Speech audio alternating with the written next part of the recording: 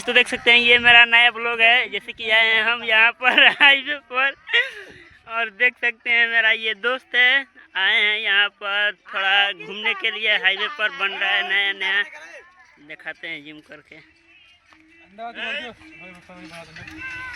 यहाँ पर है एक दीपू का लड़का है भाई, यहाँ पर महेंद्र बाबा का लड़का है और ये बजरंग बड़का के लड़के हैं और ये देख सकते हैं कि सारा टीम कमेटी उमेश बड़का के लड़के हैं